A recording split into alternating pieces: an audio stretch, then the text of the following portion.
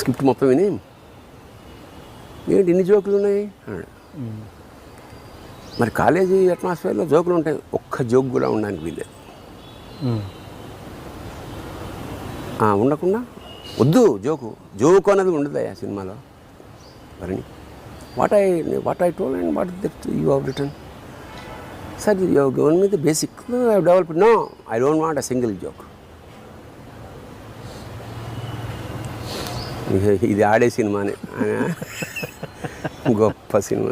అది మొత్తం తీసేసి మామూలుగా ఇష్టవంశీ ఏంటన్నా ఇంక సినిమా ఏముంటుంది, ఇక ఆ సినిమా యూనిట్ అంతా గోపాల్ రెడ్డి గారితో సహా వచ్చి